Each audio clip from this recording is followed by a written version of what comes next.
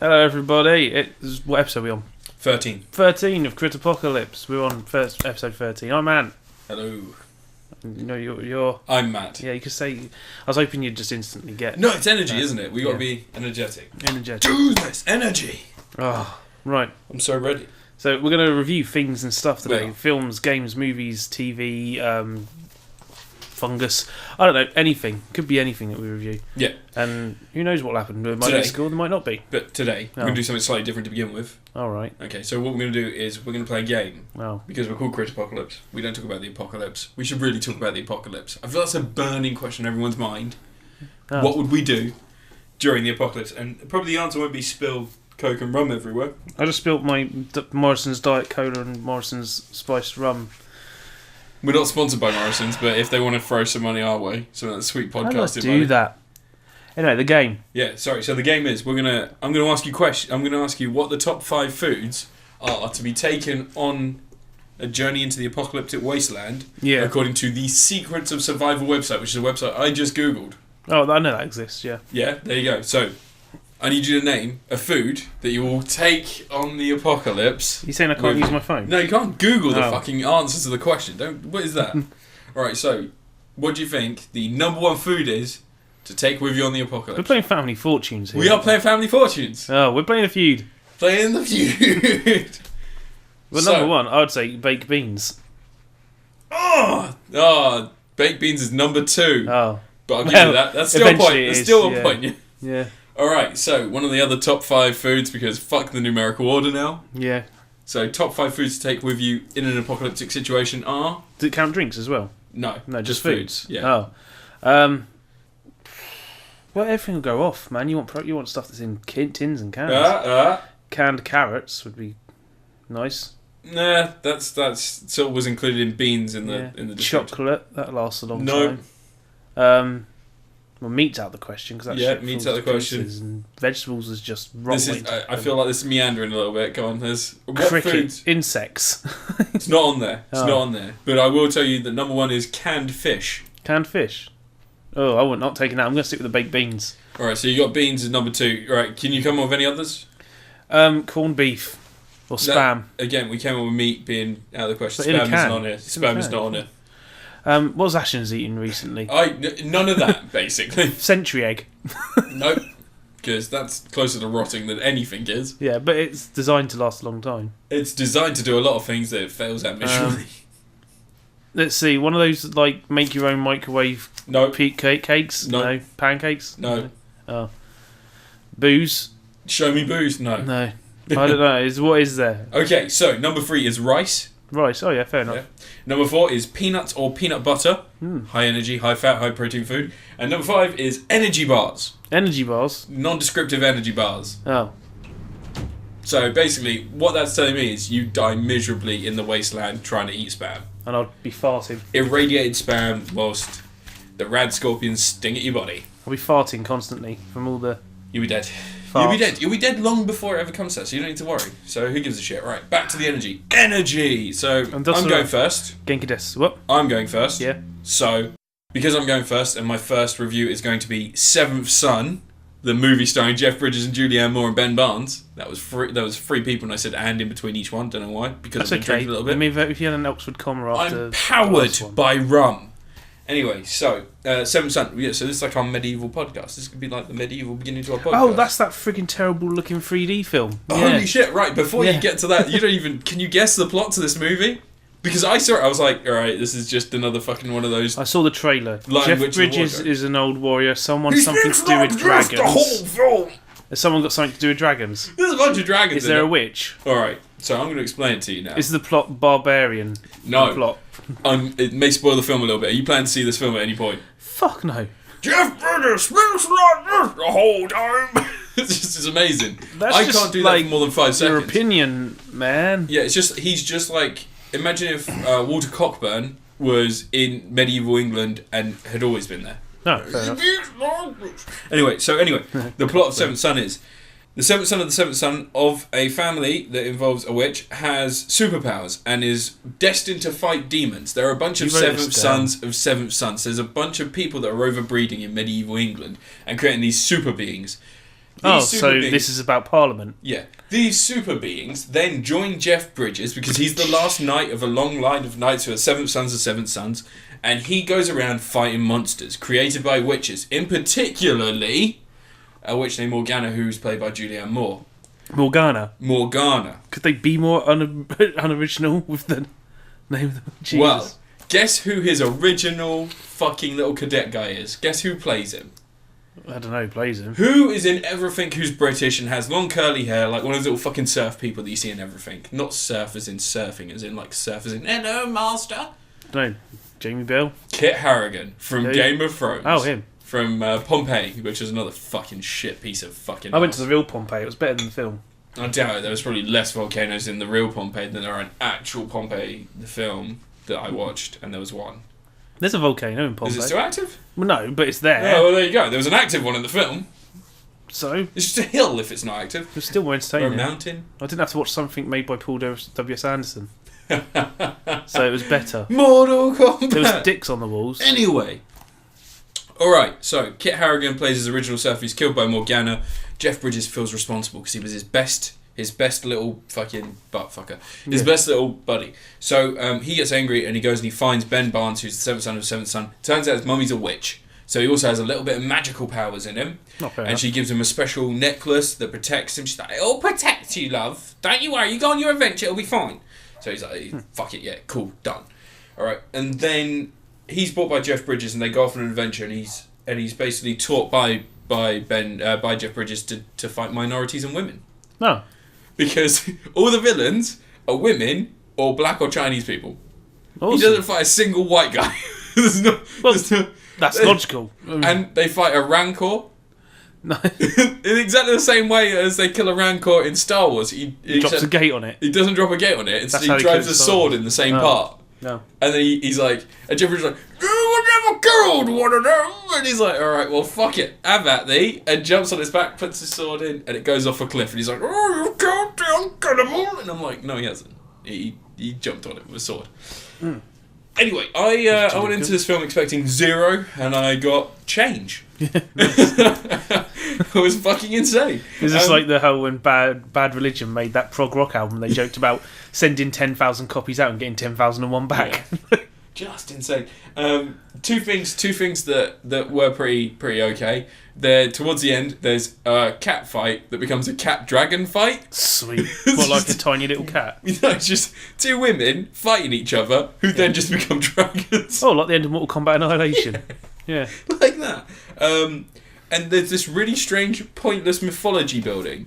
I've spelled as mythology because I'm assuming I was doing crack at the time. But there's this strange mythology they're trying to build, like the whole seventh son of seventh sons. No one. Do they think there's going to be a sequel? I think so. Oh, that's cute. But the whole thing, because he's at the end, he's like, I'm gonna go off and be one of the killers now. Because Jeff Bridges is like, absolute. He doesn't speak like that. He's like, absolute. I'm good to go now, and he fucks off.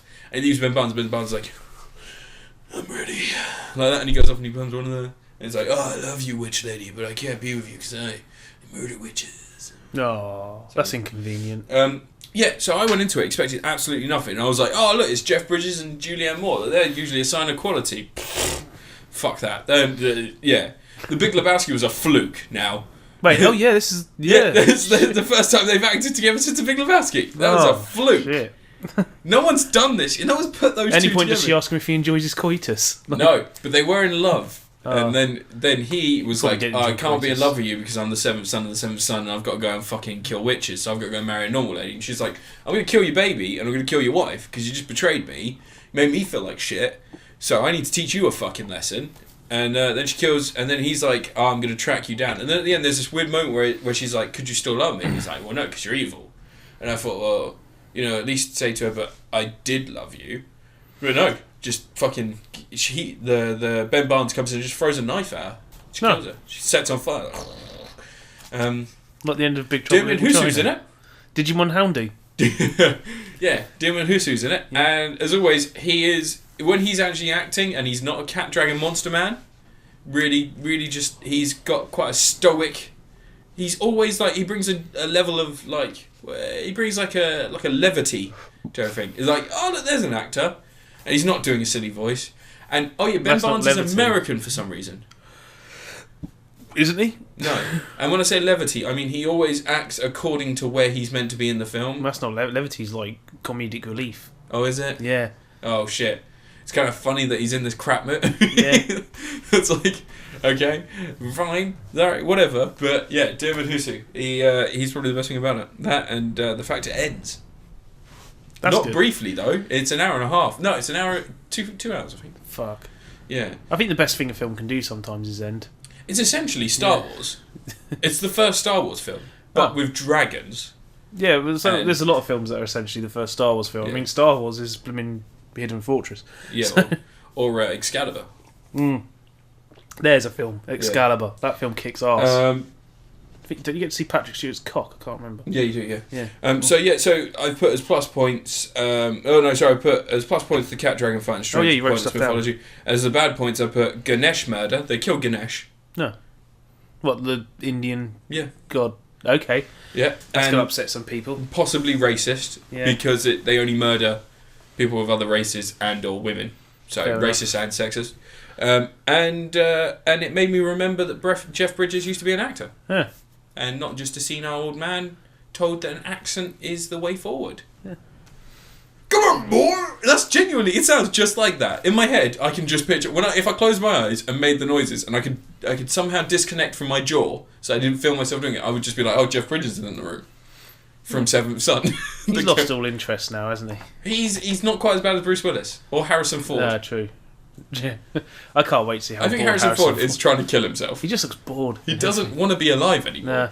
Crashed the plane. No. Did you watch, what was the film that he did where he's a TV anchor? TV wanker more like, no, I don't know. Oh, that was a good film. Had Rachel McAdams in it. Oh, that's why it was a good film. Rachel McAdams. Rachel McBone of Hands. So I give Seventh Son, I'm going to give it a Bruce Willis. Bruce Willis. Those elements used to work, but now when you see them on screen, you just wish that you didn't. You wish you hadn't seen it. You wish that you just remember it. Because I remember The Big Lebowski, and now it's tainted by cat-dragon cunt fights. That's enough. And that's not because they're women, that's because everyone in the film's a cunt to everyone else of other races. And I don't like that. Racism, out the window. No. Done. Let's get rid of it. Sexism, done. Get rid of it. I just think Bruce Willis looks like he needs a nap. Bruce Willis is upset that he's still alive. Harrison Ford is actively trying to rectify the situation, whilst Bruce Willis is just like, I guess another day of being Bruce Willis. Yeah. Guess I'll make another Die Hard movie. The Cracked podcast brought up a good point. We're just quickly pushing them into this. They made a good point that that Harrison Ford is just, he's fine. He was never meant to be an actor and then he became an actor. Bruce Willis wanted to be a singer. Yeah. And then he became an actor. And he was like, maybe I can act enough to bring out an album. And they brought out an album and it was awful. And so he's had to continue acting. He's like, oh God, I'm still Meanwhile, doing Steven it. Seagal, Jackie Chan churning out He just wants to bring back Bruno. Yeah. Singing along. Just like madness. Bruce. Yeah. So yeah. Yeah, Seventh Son, Bruce Willis, strongly shit. Yeah. So fucking bad. Just that time spent watching it could have been spent doing something better. I don't know. Not watching Seventh Son? Counting the pores on my arsehole. Yeah, you could do that. It'd be fun. Get a mirror. Magnifying glass. Yeah. Yeah, probably better with a camera. Just a nice Webcam? HD camera, yeah. Let's go, we'll stream it later. Kids have better eyes than adults, don't they? Yeah. I should webcam a child and show him my arsehole. Yeah. Let him count the pores. Nothing bad can come That from doesn't seem weird, does it? No, that's fine. It's a life hack. Yeah. Freddie Starr tells me to do it all the time. Yeah. Or at least he did before I turned 16. Yeah. Poor face. Who was arrested this week? I don't care. There's another DJ. It's just someone should just release the record. Someone should go rogue in the BBC. I can't remember who it was who got arrested. Dr. Fox. Oh yeah, he's been yeah, he's been done now. Anyway, my first review this week. Oh yeah, I forgot we were doing that. Yeah, I'm going to review a mobile phone game I started playing the other day. Oh god. Called Final Fantasy Record Keepers. I always said Record Breakers, like the Roy Castle show. No, Record Keepers. Yeah, I remember. It's basically it's a free to play mobile phone game because I'm not going to pay for a mobile phone game because they're usually quite slight of content, aren't they? Or a mess. But this one's one of these ones where. Do you remember that Final Fantasy All the Bravest, which was just fucking despicable? Oh yeah, the line of people. Yeah, and you just tap the screen and then another battle happens. Yep. This one's like they've gone, right, we fucked up there, let's see what we can do. And basically the idea of the story is that you're trying to repair all the stories of Final Fantasy. There's a story. Yeah, there's a storyline to it. Are you sure? Yeah. Did you have to pay to read it? No, it's there. Holy shit. But no, it's basically you're in a world where all the Final Fantasy games exist as stories, and they're all kept in this big record room thing, but the stories hold the universe together somehow, and something's come along and it's taking the stories away. Like, I don't know if people are forgetting them or something like that, but the idea is you play through old battles in the Final Fantasy games with like 16-bit style graphic characters, and some of the classic characters turn up, like you get Tidus and Squall and all this sort of stuff. Cloud. Yeah, and Cloud, yeah. And you play through the stories of each game. So, like, it seems to be like they haven't made it short either, because I've done 2 chapters of Final Fantasy VII. It's still just the Mako reactor part from the start. Yeah. But, yeah, you basically just play through all these little adventures and stories, and you unlock all the different Final Fantasies as you go along. Like, you unlock Final Fantasy X second, you get Tidus as a character. There's a bit of depth to it in that, like, any character you have, if you play with them or in the story that they come from. Yeah. So if you have Cloud in Final Fantasy VII, he's got boosted experience, boosted strength, and all this sort of stuff, and it makes a difference. Yeah. I've got the feeling the game might start to rely on that. It does have a stamina system, which is always a bit but so you have to wait 24 hours before you can play again. well, you have it's like a mana bar that goes down every time you have a fight, and you regain it gradually every few minutes.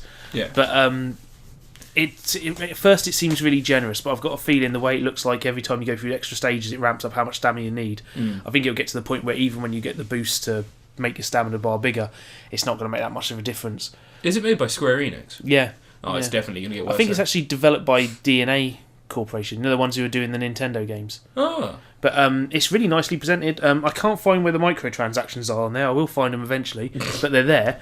That's when your stamina bar goes down, you try and get into a battle, and it's like, pay 99p! Yeah, but it doesn't have a blatant, this is the store, buy stuff now type thing. Do you think secretly you've been spending your money the whole time? Like, they don't have an in-game currency? They've just got real money. No. You buy Gil. That's the only thing you buy. And you use that to buy more stamina if you want to keep playing. But to be honest, I played for a fair while, and I got quite a few stages done, and didn't run out of stamina in that time, and it recharges over a few minutes, so just 1 point at a time, but it recharges, so yeah. How long are you going to play it for? Most people play a game like that when they're sat on the toilet or something, like, you know, when you got 5 minutes on a train or something like that, you're not going to play it for like an hour at a time, are you? No. So yeah, it's those uncultured Frankensteins out there. But I quite like the idea of you going back and you playing through old Final Fantasies and unlocking the characters. Got nice little 16-bit retro art, bit whimsy. It's got all the music. Like, when you go into the battles, it's got like the right music for that stage of the game. Oh, cool. So I was playing the Mako Reactor bit, and it was doing the until you get into a battle and then it goes to generic battle music. When you beat the boss, it does. You remember how the bosses died in Final Fantasy VII, where it had the really extended. Yeah. All the boss characters die like that. But I was fighting the boss of the Final Fantasy X stage. It's the big tree root thing you fight at the start of the game. I killed him, but he had his minions, and the last minion I killed had the really extended death thing. So it went. I was like, yeah, I got it. You're just a minion. Died. But overall, it's quite decent. It's no WWE Supercard as far as great mobile phone games go. Lofty height, which has been updated recently. You've seen what they've done to it? Nope. No, there's a new tier, WrestleMania tier. Yep. And you're going to start getting daily bonuses soon for logging in. So more cards. I can get some epic cards finally. Do you know, do you ever think that all the games that we play now, they sort of facilitate greed developing in the human race? Yeah, yes. Well, it's all about just like getting you addicted. It's about Final Fantasy record keepers, record breakers. What are you giving it? I don't know. When was the last time I scored something on here? I don't know. I don't know. I haven't done that for a long time. All right. I'll give it an almost WWE Supercard, but it's not quite. It's better than All the Bravest. It's certainly no All the Bravest. It's certainly no Dungeon Keeper. It's certainly no SimCity Build It. That was a great game. No, not the mobile phone one. I'm joking. It's a decent Final Fantasy. For a Square Enix mobile phone game, it doesn't cost a ridiculous amount of money. Yeah. And it seems to be quite decent so far. Square Enix, sometimes they make a good game. Yeah, Square Enix do occasionally, yeah. Right, your review, numero 2. Well, I had an exciting time this week because not only was Borderlands, the Handsome Jack collection, released on Xbox One, but also, amazingly, Battlefield Hardline. Oh. Yeah, so Battlefield Hardline, for anyone who's not initiated on notes on Battlefield Hardline? Battlefield, no. Yeah, I've got notes on everything. Plot. Except for Borderlands 2, because I've played it for so long. Still, spoilers! I'm going to change that review now to someone else. I'm going to have to warn you. You have to do Borderlands 2. Alright, anyway, so Battlefield Hardline is basically cops and robbers. Bang, bang, cops and robbers! robbers! Bang, bang, robbers with guns! Does it have Casey Tatum? No, it doesn't have Casey Tatum in it. Although it does have that whoop whoop sound of police. I like the crazy reloads I've seen. Yeah, it's like again. once every 10,000. You don't really see those, and it's really disappointing because I thought that was going to happen every so often. Yeah, and that'd be really cool. But, no. But that's one thing that was bothering me when I was looking at it, because the idea of glamorising the militarisation of the police is a bit worrying. But then again, the whole glamorising militarisation of anything is something that the games do. But they seem to be having fun with it. Like, I think they've got a sense of humour, which is something that the Battlefield games have kind of lost since they ditched Bad Company, it seems. Yeah. But anyway, so the plot is cops and robbers. And there's a story mode, it's episodic, so it's treated like a TV series, which is all about trying to take down a drug dealer and using lower tier drug dealers to try and get information so that you can find the person who's in charge and take them down and effectively rue the whole of the drug dealer industry, just get rid of all of them. You should do that. It's not a bad idea. Yeah. Yeah. Some of the things that have changed in this Battlefield 4, it's a lot smaller in scale, the multiplayer anyway. Yeah, the beta I played was weird because it was like chucking cars into environments that aren't big enough to me, but then some of the stages were right, like the way you use the cars, like you had car parks to drive around and stuff. They've got rid of the cars in the town. Have they? You know, the bank level? Yeah. Cars aren't there anymore. Oh, fair enough.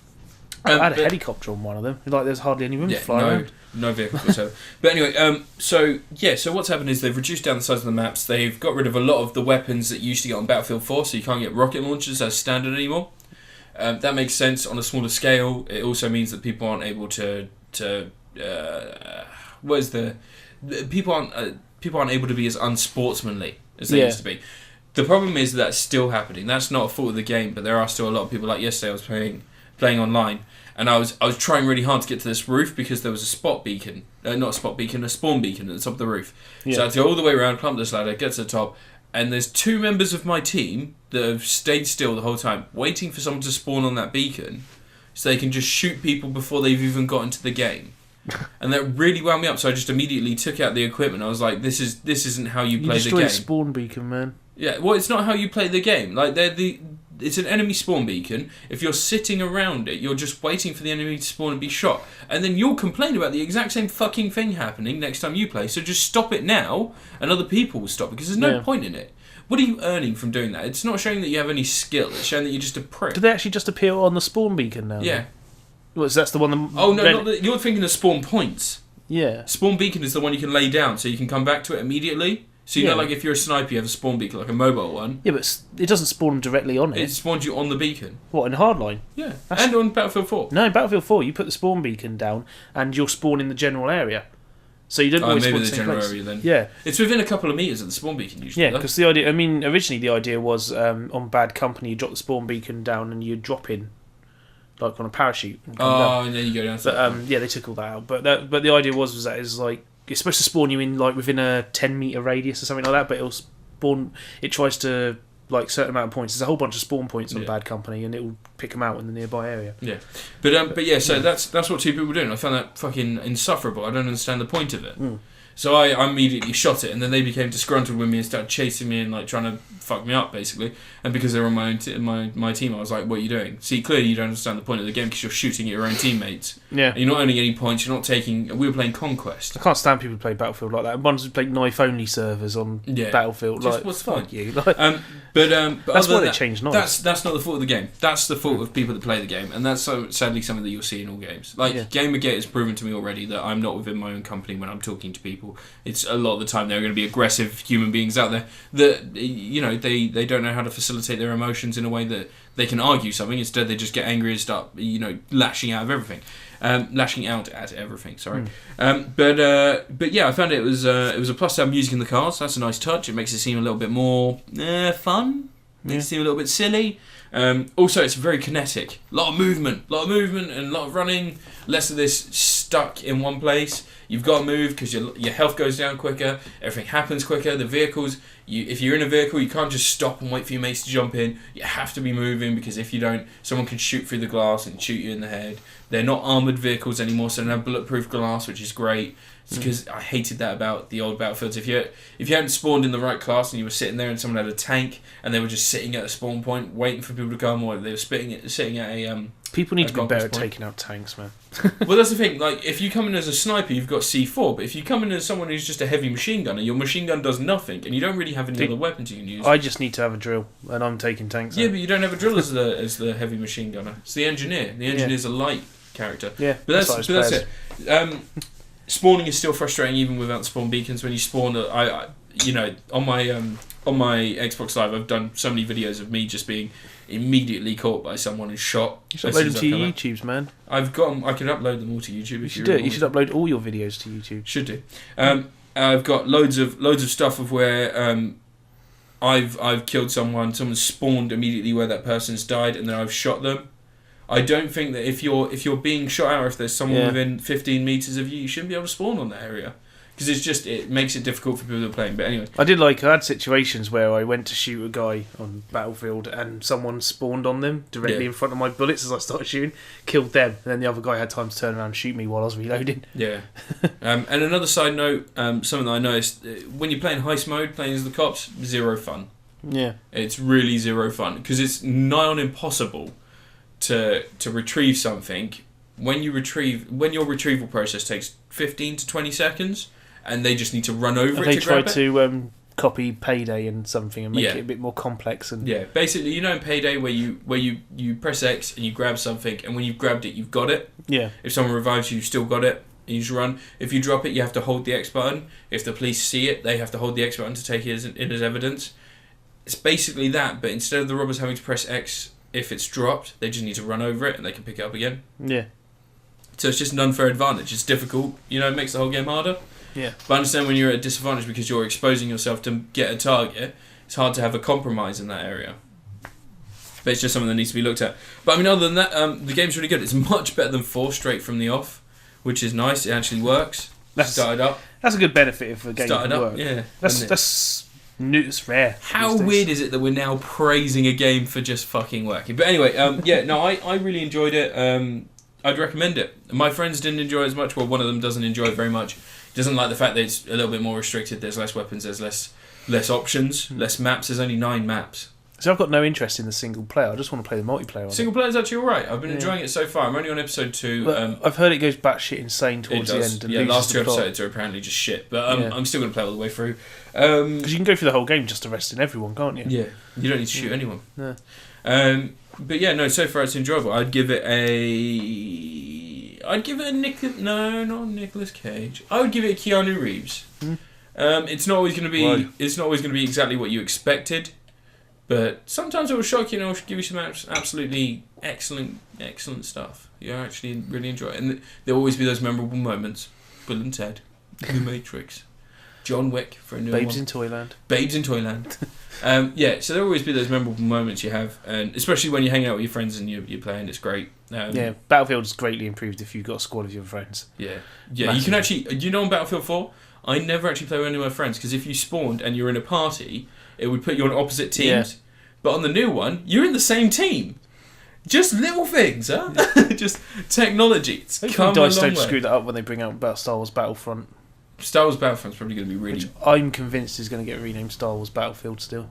You reckon? Yeah. Battlefield Star Wars? Yeah. Do you reckon they'll wait another year to bring it out? No, it was coming out end of the next year anyway, isn't it? They say it's going to be a way off anyway.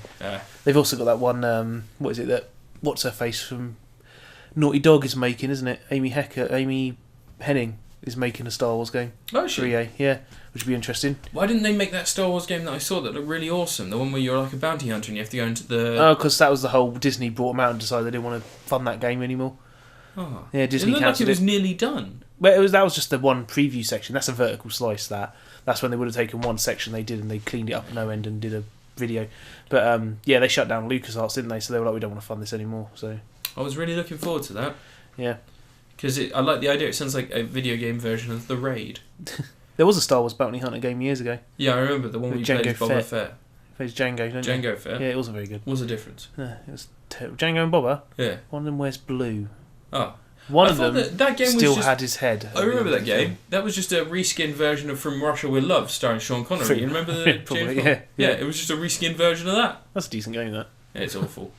Everything or Nothing is a great game. Yeah, Everything or Nothing. I really should do that video. Everything or Nothing. Everything or Nothing. I recorded the entire game. I played through the entire thing, recorded the entire lot of it, and I never made the video I was going to make of that. Do you know what Everything or Nothing gets, in my opinion?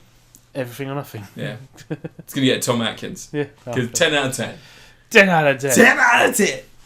Right. You know what that's got? It's not got 1, it's not got 2. 10 out of 10. 10 out of 10. 10 out of 10. Right, should I review something? Yeah, go for it. Go mad. I'm going to review Unbreakable Kimmy Schmidt, the new Netflix series. I watched that! Yeah. Shit, we've actually watched something at the same time. Yeah. I watched it. High five. I got bored waiting. Audio high five. I got that peaked it. Shit. I got bored waiting for a video that was an hour long and 60 frames per second to render, so I just sat and watched Unbreakable Kimmy Schmidt the entire show while it was rendering. Because I don't render my 60 frames per second videos at a low bit rate. This is like 50 megasecond, and it takes a long time. It takes me like 2.5 hours to do a half-hour one. We demand quality. But I sat there and watched the entirety of Unbreakable Kimmy Schmidt, and it's pretty decent. I really liked it. It feels a lot like... It's 30 Rock. It's the same writers, same crew, a lot of the same cast.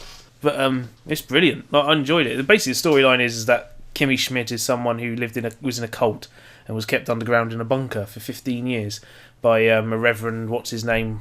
Who's John Hamm. Yeah, Reverend John Hamm. Who's recently got out of Alcoholics Anonymous. Well done, John. I don't understand why that's news. I know, because I thought he did that every week anyway. Like, Well, no, it's not that. I just think John Hamm, he doesn't seem like a celebrity. He's a nice guy who's never in the news for anything bad. He's married. He's happily married. He has a career in films and pictures, and he does loads of podcasts and comedy stuff. And most people should just leave him alone. I really don't understand. I understand the point of sensationalizing people that are like, look at me! But John Hamm's just a quiet, nice guy. I think he deserves his right to be left alone. My favourite thing he ever said was when he said, what's wrong with the world today when we detest excellence? Why can't we praise excellence? In Doug Loves Movies, another podcast that I listened to, he made the joke that, Doug Benson made the joke, AIDS. They were talking about AIDS, and they said AIDS in Philadelphia. It originated, and then John Hamm came back and said, "No, it was perfected." I pissed myself laughing on a public transport system that just scared everyone around me. Just shut up. Yeah. AIDS. I was like, "Ha ha, diseases." Yeah. Unbreakable Kimmy Schmidt does a lot of the same stuff that 30 Rock did, taking stereotypes. I'm not having any more of that. Morrison's cheap ass rum. Look, right, it's fueling our podcast. They might put more in later. Energy! Energy rum! Yeah. It does a load of stuff that 30 Rock did, like, taking stereotypes and at first maybe seeming offensive with the stereotype and really overly basic, but then sort of messing and toying with the stereotype and also kind of just loving that character in the end. Her roommate is like the most flamboyantly gay, ridiculous black man you can imagine. He's beautifully flamboyant, and you could say that's a stereotype and it might be negative. But the thing is, like last weekend at my mate's party, I spent the evening talking to a guy just like that. One of them. You were about to say one of them. Yeah, homophobe. Yeah, one of them super flamboyant types. Apparently, I'm quite hunky. Did you fuck him? No, he fell asleep. So, no. Did you consider it? No. Did you see him and be like, he's asleep? You won't know. No, there's no chicks there. He probably poops logs anyway. But there's a really good cast in Unbreakable Kimmy Schmidt. The lovely running gag that I spotted in the first episode. I started laughing at it, and then gradually they started pointing it out. Is everyone offering bottles of water to everyone? Yeah, I find that funny, but then gradually it just becomes this thing. I love the first episode where she goes, "Would you like a bottle of water?" She's like, "Oh no, thank you." She just chucks it in the bin. Yeah, she got a cupboard full of water. She chucks it. Yeah, I really enjoyed it. The teenage daughter in it was quite cool. She looks really familiar, but I was checking her IMDb and she's not been in anything I've seen. But she seems really like... She's been in my dreams. Yeah. But it's just brilliant funny. It's got a lot of the 30 Rock humour, a lot of the same sort of style, a lot of the segues and the asides and little jokes that build later and all this sort of stuff. What's her face, the girl in it? I can't remember who plays Kimmy Schmidt. Can't remember her name. But she was good. She's very cute as well. Yeah. Incredibly cute. I really liked it. One aspect that I loved, that the question that everybody asks in those situations, were they abused?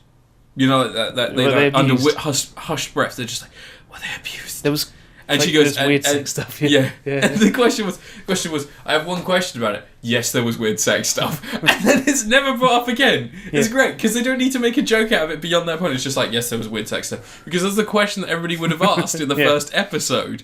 Yeah. And they just answer it straight away. What I quite liked is, how many straight white males are in the show? There's like 3, isn't there? 2? No, because you got the 2 guys who both fancy Kimmy. Yeah. And the Reverend. The Reverend and the guy that fancies Kimmy. Oh, yeah, no. And the other one. Yeah, because the first 6 episodes felt like a different series. Yeah. They felt like two series of the same program. Yeah. Because the first one they had the brown haired guy, and then the second half there, that guy from Date Movie that I want to stab in the eyes of my dick because I fucking hate him. He's gone now. Cunt. I think it's just going to keep cycling through different love interests for it. What about? But they've got a second series being made. Who is the other guy? Chang? Oh yeah, but he's not white. I'm talking about your typical main character from every show. Chandler, Ross, Joey, like your straight white males. But it's interesting. Really nice, diverse character. Friggin' what's her face? I can never remember her name because I'm terrible. The one who's the landlord. Oh, I thought that was. No, she's Penguin's mum in Gotham. Yeah, she is. But I thought she's. I thought she was. Who sang the theme tune for the Goonies? Cyndi Lauper. I thought it was Cyndi Lauper. No. At first, I thought it was Cyndi Lauper. Hold on a sec. I'm going to find out what her name was because it's good enough for you. Ellie Kemper was Kimmy Schmidt, wasn't it? Yeah. Yeah, and she's in The Office. Bridesmaids and The Office. Yeah. She's in the. Oh yeah, so she is. She's. Oh, they have that great conversation on the plane because I feel used up. I feel low. No. Carol Kane. There you go. Kane. Was she good looking in her youth? She seems like she might be. Yeah, wasn't she? Yeah, she was in Janine in Ghostbusters, wasn't she? Was she? Yeah. Back in the day. Go. Yeah, she's IMDb. always got amazing names. IMDb, quickly. I'm on IMDb. You've got to be as quick as possible because this is live. People are waiting for the answers. Or they're skipping this section altogether. They're probably skipping it. They're never going to skip it. Oh, she was the ghost of Christmas Present in Scrooge. She was the fairy lady in Scrooge. Valerie and Princess Bride. That's one of my What? Princess Bride? Yeah. Loopy in Transylvania 65000. There's a Oh, God, Jeff Goldblum. No, it wasn't Ghostbusters, finest. was it? No. But, from Princess Bride. Ooh, who am I going to... Brandon Russell. What's that? You liked one of my YouTube videos, Grand Theft Auto 5 Part 4. That's an old video, Bran. Alright, stop name Thanks dropping. for that. Stop name dropping. Bran plays games, give his channel a check. Right, anyway. Unbreakable Kimmy Schmidt. Really good. It was unbreakable. They're alive, damn it. Them females are strong and tough. And hard. Yeah. Great theme tune. Yeah, it's really nice auto-tune theme tune. Yeah. I know. And what I liked is they took that from an actual scene. They didn't just have someone... Yeah. And the guy comes back at the end. Yeah, he's like, listen. he's a normal guy in the end. He's not just some weird, drugged up hobo. He was like, I'm going to be on the news. Here's my chance to get auto-tune famous. Yeah. Obviously, we got a rapist up here. Yeah. Anyway. But yeah, no, it's. I was really surprised. I would say that it's, at the very least, it's on par with the worst series of 30 Rock, which is like Series 6. I've still not finished 30 Rock. I forgot what I got up to. So I don't know where to carry on from a Netflix. How many series were there of 30 Rock? 7, I think. Yeah, Series 6. Yeah. Series 6, but I got to. It was the last series I was on, and I lost where I was, and I don't want to jump in and find I'm watching the same episode. So I'm thinking I should just start watching from the beginning. Yeah, I reckon you should power through it. You should power through Parks and Recreation soon as well, because that's recently ended. Great series. Yeah, one of my all-time favourite series. I think if I start watching it now on Netflix, it'll be done. The new series will be on there by the time I catch up. Yeah, it should be on there soon actually, because Netflix has got really good in America at updating content, whilst in the UK, I think it's powered by hamsters. Yeah, at least we get Better Call Saul with you. It's got better in the UK. What, better? Yeah, well, they've got like a page and a half of anime now. They used to have 2 anime films. I don't judge my streaming services by anime alone. I'm afraid okay. Attack on Titan. Attack on Titan, indeed. That's something that happened. Alright, so I just reviewed Battlefield Hardline, so now I am going to review 2 things in one. Oh, so is that going to count as your 3rd and 4th review? No, it's going to count as one review, because it's pretty much the same thing. It's your 2 things in one Borderlands Handsome collection. No. My 2 things in one this week are Leviathan. And The Thing. Oh, Leviathan's that film. Shush now.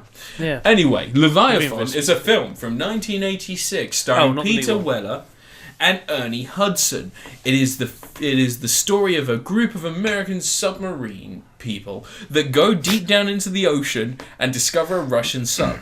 In doing so, Daniel Stern, famed as the the other guy next to Joe Pesci in Home Alone, finds a bottle of vodka after drinking the mysterious contents. Shit, Richard Crenna's in it. Yep. After drinking the mysterious contents, they find that there is a mutagen inside, and the cast and crew are slowly turned into monsters in front of RoboCop's very eyes. It is very, very much influenced by The Thing, which is a similar film. Instead of mutagen, you have aliens, and instead of becoming monsters, you have becoming several monsters. It's a very, very good movie. Both films have their credit, including some very imaginative special effects. On behalf of Leviathan, you have a Cthulhu-type monster that slowly develops as the story goes on. In one fantastic scene, two bodies begin merging soon after death into one entity. Questioned by the crew, they decide... Richard Crenna died? They decide to get rid of them. Which one's Richard Crenna? Mustache. Oh, it's the Doctor. Yeah. Oh. Yeah. On discovering what's happening, they decide to take the bodies and flush them from the vessel to avoid further contamination. But sadly, the butler from Princess Brides, he gets scratched and infected. So they have to continue on their journey, not knowing who is possibly infected and who isn't. No. It's great. It's a really good film. It's not got a lot of tension, and Ernie Hudson, for some reason, dies in the last scene. I'm not going to spoil the last scene, but Ernie Hudson makes it to the end, and you want him to survive. There's a great scene, actually. He's not allowed to. Racist. There's a great scene. Ernie Hudson is essentially the voice of everyone who's watching the movie, and there's a scene at the end where they've just seen monsters. They've seen their crewmates become monsters and fucking just tear the shit out of someone. And the woman they've got like a video phone, and they're talking to the surface, and the woman's like, okay, so we're not going to be able to get a crew to you for the next 24 hours because 72 hours because there's a hurricane currently going over your area, so we're not going to be able to get anyone out to you. A hurricane? A hurricane, sorry. And Ernie Hudson, and she goes, I'm going with hurricane. Hurricane. We've got a film here. Because it's in a horror film. Dude, we've got a hurricane. We've got a film, Hurricane. Freddy Krueger, Mike Myers, trapped in a hurricane. Sci-Fi Channel, get on to us. Alright, anyway. But Ernie Hudson is the voice of the people, because this woman's like, 72 hours, you're going to be trapped under there. There is nothing we can do about this. But we recommend you get some rest. We understand it's stressful. We recommend you get some rest. And Ernie Hudson goes, bitch, does it look like I'm going to be sleeping? What the fuck? Do you feel like sleeping like that? And I was like, amazing. It was just brilliant. Good old Ernie Hudson. And then after the video's turned off, he's like, fuck it. She said, let's get a nap, so we might as well sleep. It's just brilliant. It's like, yes! But yeah, Peter Weller's in it, and he's charismatic as he's ever been when not playing a robot, which is not very. But yeah, no, it's a really weird little gem. I hadn't heard about it before. I found it on a website. I was like, I've got to watch this. It was compared to The Thing. And it really lives up to that comparison. Great, weird, gooey special effects. Really nice environment shots. It establishes everything. Everything works. There's a little bit of sympathy for some of the people that transform. It's not just all, they're immediately monsters. It's like, oh god, they're going through this thing. They don't know what's happening. They know why it's happening. They regret that, but there's nothing they can do about it, and you have to just watch them change and transform and die. Oh. There's a couple of scenes with suicide, and they're really, really nicely treated. Nothing is done in a way that's just schlocky. It's done in a way that feels quite nice and complete. Is it as good as Virus starring Jamie Lee Curtis? I like the way you've looked at my notes. I didn't look at your notes. Oh, right, because it's comparable to Virus. Oh. My favourite bit of Virus is animatronic Donald Sutherland. That's my favourite bit. Come on now, Hudson. There's no reason to be unhappy. They're going to make us immortal. Why haven't I reviewed that on Film Dump yet? I don't know. We should both do it. Should we do a video review for that film? Has merit. It's a good film. It's shit. But it's got Cliff Curtis in it. Yeah. Yeah, I mean, it's a horror film. It's a really well-made horror film. In comparison to The Thing, I mean, it's not got the budget, it's not got the imagination, but that's because John Carpenter it still is. He is something beyond what we know of the world. I mean, not so much now. No. Not so much now. But when you watch films like Master of Darkness, it's weird how he stopped making films just before Escape from LA was due to come out, isn't it? Yeah. In the Mouth of Madness, all those films are great, and they do horror well. Because so many films nowadays, it's like, the reason the Japanese ghost is after us is because someone took her chocolates when she was 8 and she's really unhappy about it. Speaking of which, they're doing a prequel to Ring. I've already seen Ring at 0. But back then, evil was evil. Yeah. Like, if you had a monster, this monster didn't know rhyme or reason. You weren't going to give it back a fucking Thornton's box set and it was going to be fine. It was always going to be a case of you fight as hard as you can, and sometimes you lose. Sometimes everyone dies. Because sometimes there's nothing, no light can push back against the fucking formidable darkness you experience. And that is something that's severely lacking in horror nowadays. Like, you've got the jump scare ending for horror. Fuck that. You want In the Mouth of Madness, you want Sam Neill walking out of his cell, and it's already happened. The jump scare's happened 400,000 fucking times in one city. No one is left. And like the end of friggin' the remake of Nightmare on Elm Street. No? What? Where, have you seen the remake? No, I've seen it, I don't remember. Where it gets to the end and she looks in the mirror and Freddy comes bursting through the mirror and the film ends. Fuck that shit. That's not horror. That's not like it used to be. It used to be that by the time you saw what happened, it was already too late. Yeah. Like, and there were films about the apocalypse happening and it already being fucked. Look at Night of the Comet. That film ends with only 3 people left on the Earth. Unless they have like some sort of intergalactic space dust orgy, they aren't going to repopulate the Earth. And then even if they do, their babies are going to be fucking babies that are their fucking babies. You know, it's just... You'll have a royal family in no time. Yeah, exactly. But it's really nice. It's really nice to have that foreboding. And then at the end, they do end with hope. They are like, it's either you win or you lose in 80s horror. There's no jump scare. And if there is a jump scare, it's those schlocky 80s. Was it Zombie 2 that ends with them getting back to the city? And it's just full LA. Zombies. Yeah. LA is full of zombies. They've got part of the Golden Gate Bridge is cordoned off, and they've got all the cars tipped over. Yeah. One of the reasons I friggin' love those Italian horror films, man. But you remember Army of Darkness? The ending that they originally wanted, no one liked. Where it turns out Ash has gone too far and everyone's fucked. That was great. Original ending for Little Shop of Horrors, man. Yeah. Oh, that is terrifying. Yeah. Brilliantly terrifying. That's restored on the Bluray version. I know it is. I need to get that. The one that's got the profile picture of them both. No, it's not the profile picture. It's the headshot, isn't it? And he's just holding the the special edition. But yeah, no, Leviathan. It's a little bit of a hidden gem. You can pick up for about £10 right now. If I was gonna rate it, I'd say it goes in my top 10 films that no one else knows about, or if people do know about, they're living in basements and not talking to people. It goes right next to Monster Squad and fucking Night of the Creeps. I love it. It's brilliant. It's great. Sweet. And I would give it a very solid Tom Atkins. That's 2 things that I've got Tom Atkins this week. Seek it out. Give it a go. It's really weird to see Daniel Stern. Yeah, he did serious movies and stuff. Skinny Stern? Before Home Alone. No, before... what was the film where he City was... Slickers? No, the one where he led the scout troop in the woods. Do you remember? No. He basically played a con artist. He played a con artist who became the leader of a scout troop. Oh. To try and escape the police. Goes camping. Yeah, to escape the police, and then he ended up bonding with the kids and decided to set himself in there like, oh, we're never really you, man. And he was like, oh, see, stealing ain't easy. Anyway. Yeah, so yeah, Tom Atkins. Fun. I'm going to go big on the next review because I haven't played a massive amount of it yet, but I'm going to do Pillars of Eternity, which was released on the internet 2 days ago. It's Obsidian's new RPG, which they funded on Kickstarter. I backed it for $25, whatever $25 is in human money. What is that in pounds? About 16 quid? $17.85. Yeah, Jesus, I saved some money because it's 35 quid on Steam. But I played about like 4 hours of it so far. Not barely scratching the surface on this game. If you look at the Steam achievement stats, like no one has finished it yet. Like there's a ton of achievements that are still on 0.0%. So no one's cracking. Yeah, it's a big old game. It seems like I got an achievement for making an adventurer, which you can do like when you get to the first major town in the game. But friggin' that's like 3 hours into the game, and only like 15% of people have made this first adventure. But it's really good. It looks brilliant. If you've ever played stuff like Baldur's Gate, Planescape Torment, any of those Dungeons and Dragons or Infinity Engine RPGs from years ago, like Morrowind. Well, it's a top-down, it's isometric sort of view. Yeah, character creation is brilliant on it. Like there's loads of depth on there. It's not one of those ones where you're going in modifying the faces. No point because your character's like an inch high on the screen. But it's all about like what all your classes and your background and your history and your backstory is and all this sort of stuff. It's literally like you're creating a Dungeons and Dragons character. Yeah. Like you're going to go do a role play.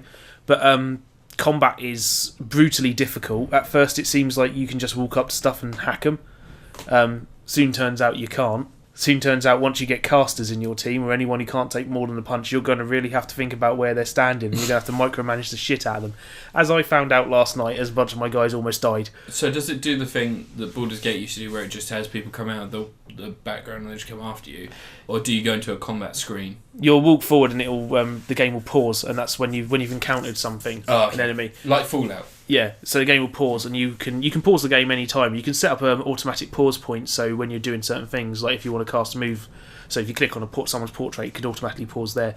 You can do all sorts. Slow motion's well handy to give you an idea of seeing what's going on where. Okay. But you have to think about the positioning of your characters. Like even if you can set up formations for your characters, and it's really complex. There's like a 6x6 grid, and you only have 6 people in your squad, so you can in your party. So it's quite a complex grid that you can set up where your characters go. You can set up like all sorts of complex shapes, and your characters will run along in that order.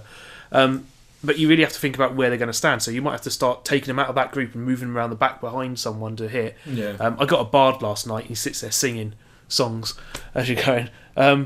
It's brilliant. But I love that. I love bards. You always want bards in a game. There's a little bit of a... It was like a solemn moment for a second there. It was like, I got a bard last night. No.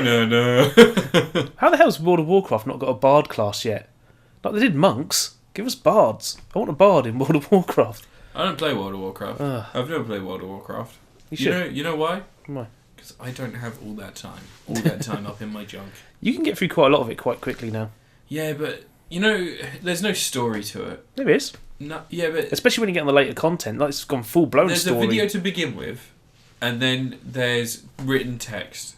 Yeah, but when you get into the later download contents, they went overboard. There's like full-blown sequences that are all playing out as you're going through it. You'll take part in huge battles. But that shouldn't be the case, because then you're paying to watch something. No, you're taking part in the battle. You're doing stuff. Oh, right, so yeah. There isn't story. And you get the odd CGI cutscene. You get the odd cutscene here and there, but when the cutscene triggers, it's usually because whatever you've just done has changed the entire world. So from that point onwards, your world's going to look different. Oh, okay. Yeah. Yeah, no, I'm not interested. Warcraft gets really complex after Warcraft. Yeah. Warcraft sounds like shit. Yeah. But like there are other sort of MMOs that I've been interested in. Like I played Super Pants, the DC one. Super Pants. Oh, yeah. DC Universe. There you go. That's actually really good. I really like that. Okay, yeah. Because like from the off, you're like, okay, so what do I want to be? I want to be a speedster. Can I run up a building? Oh, I did a speedster. I can run up a building. Yeah. Yeah, and you're like, woo! Now I got Super Pants. But in World of Warcraft, you're like, I guess I'm going to take on some wolves. Yeah. I like the DC Universe was good. But instantly, Marvel Super Pillars of Eternity, DC. I'd say, like from the about 4 hours or so I've played of it, don't put it on normal difficulty if you haven't played one of these games for a long time. No. Oh, too hard. Because it's brutal. That's the first time I've heard that about any game. It's got permadeath. Really? Yeah. If you play on normal, permadeath has a little bit of a caveat where if your character dies, he's maimed. So he'll be weaker than before, but he'll still be alive. So you've got a second chance, but he'll be weak and fucked. And if he dies again, that's it, gone. Like, and once your main character, you can't kill your character. This sounds like Dark Souls. I like this. But yeah, it's very much a traditional old-fashioned RPG. The UI looks like an old RPG. The monsters are spiders and shit early on.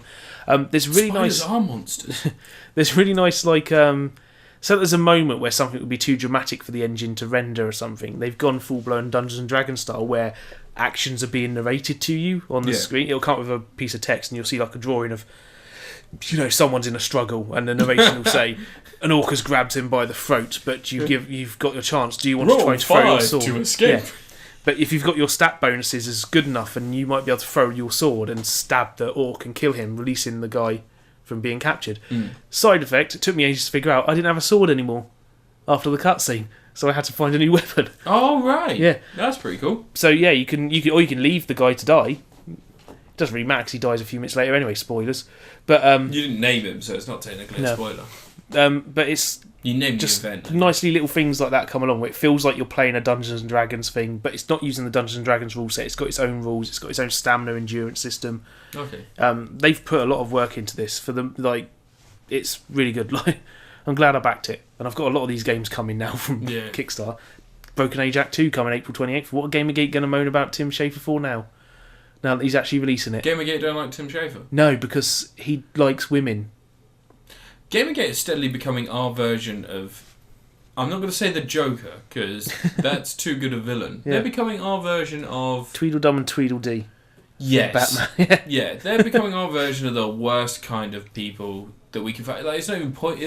There's no point in fighting them anymore or talking to them. They're Because, that villain of the week in Gotham who used balloons, and that's about as good as we can. yeah, like Not even Zaz. you know, yeah, Zaz is a good villain because he He kills uses people. guns in Gotham. I don't like that. Really? Yeah, he's been using guns. He uses a knife. It's been hinting at the bad stuff he does so far, but What? He's a Gotham sounds bodyguard. so- the more I hear about Gotham, the more I hate it. it's and I've like it's never all even right, watched it. but it's kind of No, I'm not going to watch it. yeah. It sounds like CSI cunts. When it's finished, I'll review it. No, But don't waste anyone's time, man. I'm talking about Pillars of Eternity. Pillars of Eternity sounds excellent. I am very Decent. excited about buying 35 this. quid. I'd say. I mean, if you're not too sure about paying 35 quid, What? yeah, it's a new release, isn't it? What? That's cheap for a game these days, dude. What?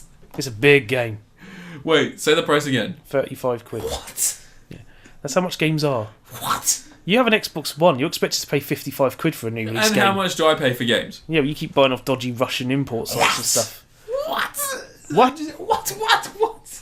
I don't know what you're talking Oh, about. man. I have no idea what you're talking about at this point. I feel like... Just put it on your wish list and wait for it to go on a sale. Yeah, I'll do that. Yeah. Steam money isn't that expensive either. Like, It's you not can get real Steam money. money for cheap, can't you? So like, you can like get like Steam vouchers. Can you? Yeah, £15 for 20 quid. Sweet. Yeah. Pillars of Eternity. Buy it. Your review. Wow, that was succinct. Hmm. That was straight to the point. I feel like we usually meander around the point for a little bit longer. Stop meandering. All right. My number 4 is Borderlands 2. If you're not aware of what Borderlands is, it is a game in which you play a character, one of 4 to Specify initially the handsome collection so it seems at least relevant. Holy shit, fine. Alright, Yeah. so I am playing 50% of the Handsome Collection. I have both halves available to me, but I've decided to first play Borderlands 2 because I feel synchronicity in chronology is a good thing to have in life. So I'm starting with Borderlands 2 and then I'm going to go on to the pre-sequel. Today I'm reviewing Borderlands 2 as a separate entity from the pre-sequel. We will record a review later on. But you skipped Borderlands 1. Borderlands 1 is a fantastic game in which you play one of 4 Vault Hunters. Vault Hunters are people that look for ancient relics on a planet that involve an alien race. What's the planet's plot of called Borderlands 2? Pandora. Borderlands 2 is a game where you play as one of 4 Vault. The plot of Borderlands 2 is you play one of 4 Vault Hunters who has travelled to the mystical land of Pandora. You find on your arrival that Handsome Jack, Lothario, a charismatic leader of people, a member of the Hyperion Corporation, is killing off Vault Hunters that it leads to Pandora with its allure of, riches and such. He kills them off as soon as they land on the island. The reason he does so is because he wishes to steal the artifacts or any of the information that may have led them to that point. Obviously, he doesn't want to ask him about it, so he just kills them and takes their stuff. You play one of the Vault Hunters that survives this situation thanks to Claptrap, one of the last surviving robots from Borderlands 1. No. As you journey on, you come to confront Handsome Jack and several of his cohorts, and eventually you find the vault in which you discover mystical treasures available to you in that place. It's Some just big fucking monsters in the vault. Yeah, but there's treasures in the monsters. Yeah, true. Loots. It's a really, really, really good game. If you weren't aware of this game before, then you're probably not going to be playing it now because it's really just led on the basis that it's a really fantastic game with lots of content. You get all the download contents plus 6 characters. That's the original 4 plus 2 downloadable content characters that were included later on. All in all, I've started playing it recently and it looks like a completely different game. That's a lie. It looks like a nicer looking version of the game I played before. It's 1080p 60 frames per second. Everything is nice and sharp. The graphics were clearly made to be played in this way. So I assume Yeah, this the is console versions before looked like gimped versions. They- They're all right for the consoles, They but look fine, yeah. But you it's just see the it's- PC version and they're just... Yeah. But on the Night and Xbox day. One, obviously all the old shit's added in. There's new lighting systems. There's all 1080p, nice and sharp, and it looks incredible. Running at 60 frames per second as well, you really get the nuances of all the characters that you work with. All the people that are there, they have all these like particular movements. Before it just looked like you had Resident Evil characters with block hands. Yeah. Like Jules in another room, and it's really really fun. I'm getting back into it. I'm about 4 hours into the story. I'm level 11. I'm playing as the Necromancer for the first time. Necromancer? I did a video of the early part of the Necromancer game. Oh, yeah. But That's it's- years ago, though. So far, it's really fun. I'm really getting into it. It's the more it goes on, the more I'm seeing the old bits that I hated. So there are a couple of quests I didn't like, and I have played the game through about 3 or 4 times. Yeah. So there's always going to be that familiarity with it. I got to halfway through the second playthrough. Yeah. Yeah. They added a third, didn't they? Yeah, there's 2.5, which Yeah. is like a harder version of half Yeah. of the main game. I'm going to play through it all the content, and then I'm going to see how I feel about a second playthrough. Probably not all the content again. But I am really looking forward to playing the Dungeons and Dragons parody game. Yeah, that's the thing I never got to. It's so good. I've played it once before and it was great. It's a nice little heartfelt. It's this mystical world. You're playing a game. It's clearly just magical. But when you're playing it, all the characters are in there. They're all played well, and also there's a little bit of emotion mixed in there, which is nice because it makes you feel like, oh, at least I'm not doing this for nothing. Yeah. And yeah, just the whole game, really, really good. Can't say much about the pre-sequel, so that's going to be a separate review. But right now, 1080p, 60 frames per second. There's a bunch of cool stuff in there. One really disappointing thing is it recognises when I've used shift codes, which are the golden key codes, which get you mysterious rare loot. Yeah. It recognises that I've used them before, but it won't let me sync my game.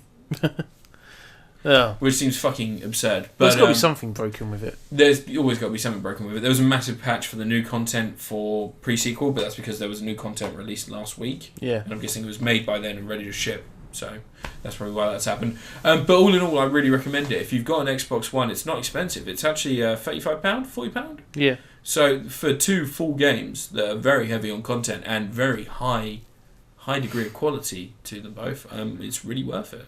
Yeah. Yeah, and also, oh shit, if you miss GoldenEye and playing games with your mates, you can actually have 4-player split screen now. Sweet. You remember before, like, they got rid of multiplayer in almost every game. Like, you can't play Call of Duty with 2 people. You used to play split screen on Borderlands 2, but I think you only do 2 players, couldn't you? Yeah, now it's 4 people. Sweet. Up to 8 people online, I believe, but that may be wrong, so don't quote me on that. I still think the next stage they need to do that is go full-blown MMO, but Monster Hunter style, so it's kind of like you go out in a squad and do a mission. No. I think that'll be the next thing. Do you know why that's a bad idea? No, it's not a bad idea. They should have a game, Borderlands 3. They should have 4 planets. 3 planets are story linked, a little bit like Destiny, but you don't have that stupid hub world, and it's a whole world to explore. All right, and they've each got a vault on them, and they've got a 4th world, and the 4th world is ever changing. It's basically an amalgam. Yeah, it's basically just a palette swapping world where you have different sections that pop in and out, and you can explore the whole of it. You can run all the way around the world, but it'll just be palette swap sections switched in and out. And that's your multiplayer world. Like an MMO, there'll be massive monsters that you can find. You can get involved in battles with loads of people, and there can be enemies that encompass 30% of this entire planet that you fight with hundreds of people, but you have to be a certain level to get there, and there'll be several tiers of it. So if you're like level 20, you can jump in and level 20 people. And it'll be great. That'll be great. Because it'll be like an arena mode. Yeah. But it'll be an arena mode with options. I'm amazed they didn't do a deathmatch thing on it. They do. You can't just hit people and start fighting. No, I mean like a full-blown proper deathmatch mode. Do you not remember the first one? You had that area you could go down to, and you could fight each other? Yeah, you can always start fights, though. No, not start fights. It was actually an arena for 1 versus 1 multiplayer. Yeah. The first one, there's add-on content. You could just get like a little... the first town you come to? Yeah. You go out the first town, you turn right, and as you turn right, there's that pipe section where there's all that spilt shit. And then you go left across the bridge, and there's that... I don't know how I remember all this. There's all that like old bits of fuselage and plane bits. Yeah. And there's all marauders in there. If you go through there to your... Actually, in the centre of it, there's a staircase. You go down the staircase, press X, and it'll ask you to connect to people, and you can go play against other people. Yeah. Too much hassle. They made it a separate thing. I just wanted like an Unreal Tournament style. Oh, yeah, no, I know what you mean. Mental deathmatch. I think that Destiny's proven that that's not possible in an RPG environment. Don't just let you have pre-canned characters. Have a plot reason for you to be playing as pre-canned characters. Oh, okay, so just have like clones. Be like, clone but battle! Let you have weird weapon power-ups and stuff, and maybe roll a dice to get crazy weapons and stuff. Yeah, but then what's the advantage to coming and playing it 4 times over? Who cares? I want crazy weapons, and I want to blow people up with lightning guns. That's true. Yeah. But I'm giving the pre-sequel a solid 10 out of 10 Tom Atkins. It's 3 in a row. Oh, just throwing them out there. I know, like, alcohol is making me pretty inhibited. Devaluing the Tom Atkins. Oh, I might go start a midget orgy. Yes. I'm rubbing my knees. You can go and watch Tiptoes. Oh, yeah! No, I'm not going to do that. The midget getting fucked by a dude in it. Is it? Yeah, Bridget Powers with some dude banging her. He likes midgets, and that's his entire thing. Wait, you said a dude just fucking another dude? Yeah, some guy in it, some dude. No, Bridget the midget. Oh, Bridget Powers. Yeah, no, I know what you mean. You should watch Tiptoes. I've watched it. Have you? Yeah. Yeah, it's painful. It is pretty painful. Yeah. You know what the weirdest thing is? Like, Someone online on Amazon has reviewed it, and they're like, I can't believe it's not really a midget. There's the character that's played by Gary Oldman. And I was like, it's clearly not a midget. He's on his knees. I like the bit where he's on the chair and he's got like the stockings that are quite clearly filled with socks with trousers on them. Yeah. Or there's that brilliant bit where he walks in on Bridget getting banged, and the door behind him swings shut, but it hits his legs that are bent that are on the floor. So you see him like it just sort of comes by, and you can you have that telltale it's hit his feet. Like it and doesn't shut and it just bounces back. I like the fact that there's no side-on shots of Gary Oldman. Yeah, there's a couple of shots where you see him walking and they've like either got a body double or try to digitally remove his legs, and you see a wobble around where his legs. Awful film. Terrible film. Right, my last review. Is this the last review? Yeah, it's your last review. My last review will be Life is Strange Episode 2. Oh, how's that going? Which is really good. Still haven't played it. That's turning into one of the best little adventure games I've played in a long time. Is it the one with a killer? No. It's about a girl who can time travel. Oh, wait, this is the one with a killer. There's no killer. Oh. There's a girl gone missing. Did I just spoil it for you? No, there's no killer. There's a killer. There's no killer. There is a killer. You're in episode 2, there's no killer. There is a killer. Someone's gone missing. Someone's murdered. No one knows that yet. Rachel Amber went missing. She's murdered. No, it's probably a Laura Palmer thing. I mean, it's got a lot of Twin Peaks references. You think Bob the Demon's going to be inside of someone? Probably. I mean, I went to a blooming... what was it? There's a Twin Peaks reference on the restaurant, on a window and a mirror at one point. It's really good. I have been playing through it on the channel, but I went to record the 4th part last night and the video didn't work, and I played through the whole thing without realising it. Shit. And then the game crashed on the end credits, so I didn't see the preview for the next episode. Oh. So I've got to play through the whole thing again up to that point, and then I'll re-record the video and post it. Oh. It's a really good video as well. It's fan service. Yeah, it's really annoying though, because there's like a big dramatic thing that comes at the end, really big dramatic moment, and I had to make a decision and I had no idea what to choose, and I lucked out big time. And I chose the right thing. Sandworms from Beetlejuice? No, there's no sandworms from Beetlejuice in it. There's probably a Beetlejuice reference at some point. I'm not really interested in it, I'm afraid. But it's my fetish this week. It's a nicely made game. It's got one section which I've noticed people seem to be struggling with. You have to find 5 bottles so you can shoot in a range. Okay. It's like because she wants to get Train Max to. She's trying to get Max to rewind time and tell her which way to aim to make sure she always hits each bottle and takes them all out.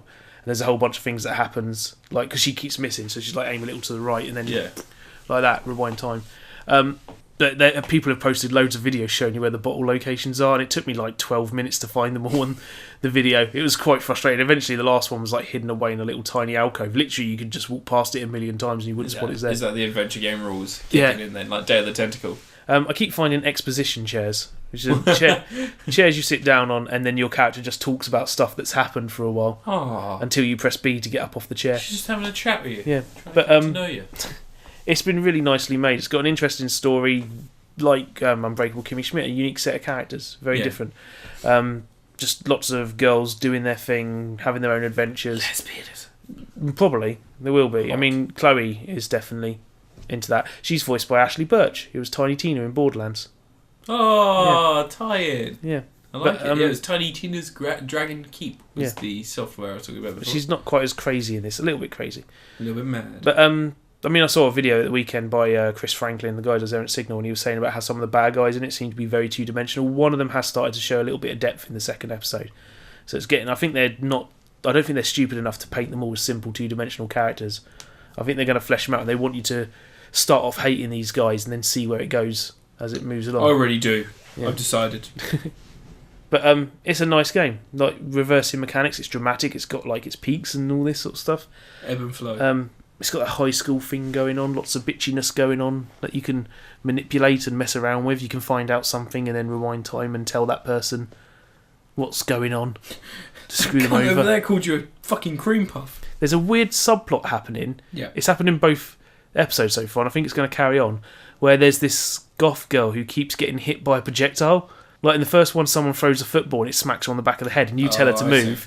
In the second episode, someone throws a toilet roll out of the toilet door and it smacks her on the head, and you tell her to move. You rewind time and tell her to move. I want to know where this subplot's going. This is important. You think someone's going to throw like a lawn dart at her? Just like, move! I want to see if eventually she moves on her own. You want to see if she learns without knowing. Yeah, and then I can sit there and just be like, that's good. Just smile. Maybe play some music and dun dun dun dun dun dun dun. But and I also want to know what happens to the plant that you water in your room. Oh right, so you want to see if that becomes like sentient. No. But yeah, it's interesting. I would like some little things I would like to see change. Apparently, it's too late to fix this, but lip syncing is terrible in the game. The I've heard that. Yeah, it's awful. I've heard it's terrible. It's so bad. And I'd like it if they came with another screensaver for all the computers in the school. Is it just one? Everyone's computer, even their personal computers, has the same Windows 95 looking swirly picture thing going on. Look, I don't know what your screensaver is, but mine is just. I don't have a screensaver. Do people still have screensavers? It's just an 8-bit dick pic. 8-bit dick pic. 8-bit dick pic. I can give you an amazing dick pic. Dick pic. I'll give that one with Rhett Butler sagging his balls on. Oh no, mine's from the Manic Mansion NES version. Maniac Mansion. Yeah. Just dick. That's lovely. I don't think there was dicks in that, was there? Blue. Oh, sexy. So I assume it's from the Frankendoctor person. Yeah. Well, anyway, Life is Strange Episode 2. You can't buy it individually, as far as I can tell, on PC. It's one of those ones where you have to buy the season thing, but it's only $13.99 on PC to buy the. Is that for every episode? 1, 2, 3, and 4. For 2 to 5. Oh, you can buy like 1 to 5 for $15.99, or 2 to or buy episode 1 its own to try it out, and then 2 to 5 separately, which is good. It's better than the Walking Dead ones do, which make you buy the entire lot and commit to the all the Telltale Games ones. They make you commit. It's the idea that the first one's only $3.99. You can try it out, and if you don't like it, you've only spent $3.99. Well, they give it away for free a lot. Yeah, they do that. My infants give away the first part of season 2 of Walking Dead on Xbox Live. I'll tell you what, I was so willing to give. I've paid for season 1 about 3 or 4 times, and it's because I love that game. I haven't played season 2. I've played it through like a few times, and season 2 is just.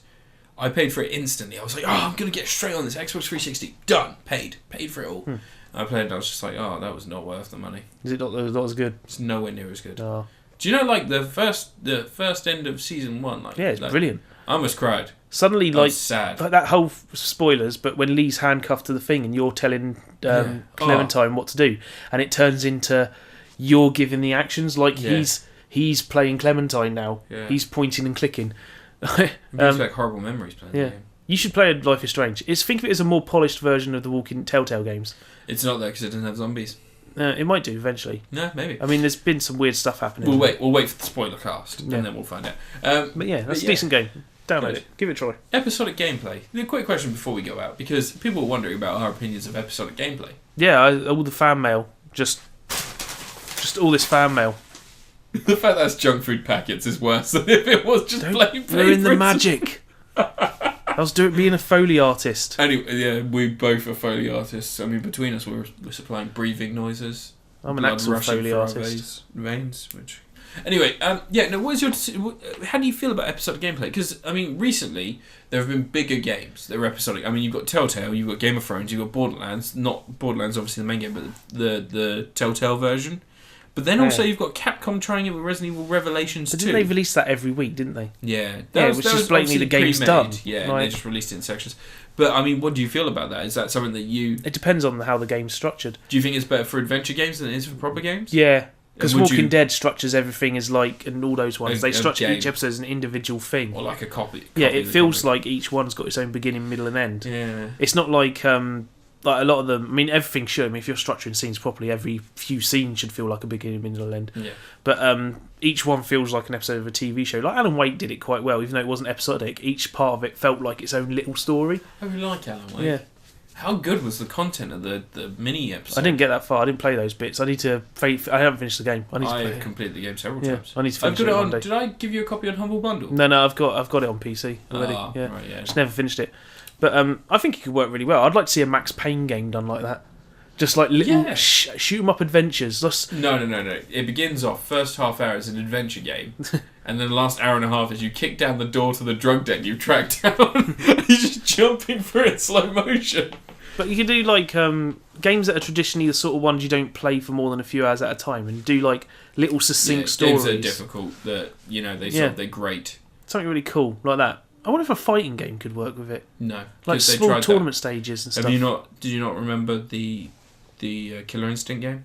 Killer Instinct, that's alright. But I mean like every month they release a small chapter and you play through as one of the characters, and like have your own little tournament, and then you initially pay something like £10, and then you get like all the fighters and all the versus stages. But to play the story mode is episodic, and it's like, say, £2 per chapter. Yeah. Like if the Mortal Kombat stories were split up into parts, but each one had its own little thing. I don't think you should be hindered try if you all sorts. don't want the story mode. Yeah. I think that if you don't want the story I think mode, games need to start doing that. Start selling multiplayer separately. yeah, because if you not for Battlefield 40 quid multiplayer, each though. Yeah. No, like 20 quid and you can have the multiplayer. Battlefield Hardline's multiplayer was like 20, 25 quid. I would have brought it. Yeah. Like, and then for screw the £10 single you player. can get the story as well if you want it. I bought Titanfall the other week, 15 quid. How good is that game? Yeah, it's enjoyable as fuck. So good. And all the download content's free now. I know. Yeah.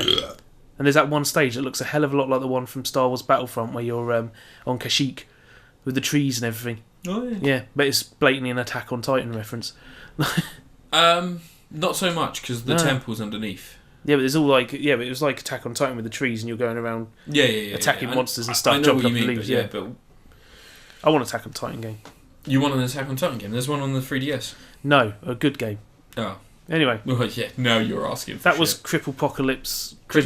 Episode 13. Critapocalypse 13. I think we did well. Yeah, we did alright, yeah. I think we did well. Well, maybe it will get raised up from a dope to an ill by Dan after Maybe. he reviewed us last week. He said Name-dropping Dan. Dan, Eye of the Bug. He does the music for the Mellow Gaming videos. Whenever you see the music appear on there, he does the music for them. Oh, cool.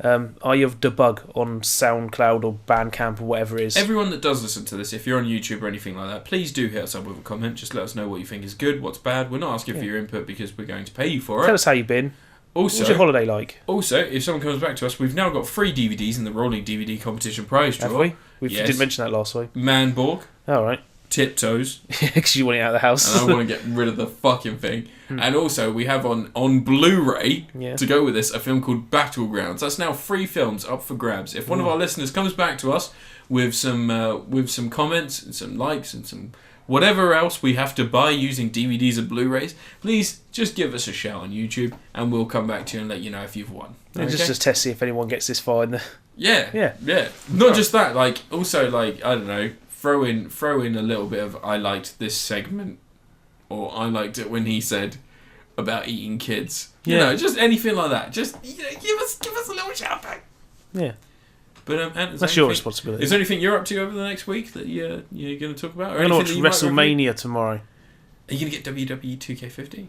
That came out ages ago. Are you going to get that? No, because I don't have an Xbox One or a PS4. If you count on PC, I'll buy it, but... Xbox 360? Fuck no, that the Xbox 360 version is last year's game with reskin.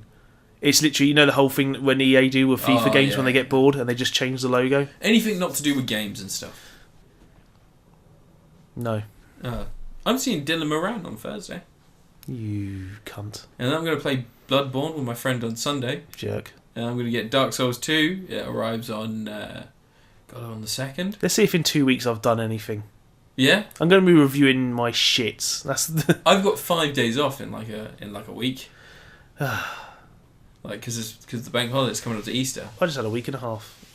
Yeah, but like I don't need to take a week and a half because I get 5 days. I just took 1 day off and I got 5 days off. That's not fair. I know, right? You need to work in an office. I don't want to work in an office. Boom! Office guy. Like I'm right now. I'm pissing in the wind. Like I'm drinking rum, having a chat on the podcast. I love people. I want to hear from them. I want to hear people talk back to us. Can we have a phone? Can we get Skype? I'm not using Skype. Can we cut this section into its own video where I just desperately beg for affection from strangers? That's what this episode is going to be called. What? Matt begs for affection. Begs for affection. Okay. From strangers. Episode 13. Say goodbye. Hey, no. It's not goodbye yet. See you next time. I'm lowering into the lava with my thumb up. Oh. This was good. Do you know there's only one way to end this? How? The blood debt's ending. If only... Fake gunshot noises first. Watch the YouTube version. It'll be added at the end. Yeah! Bye. Yeah!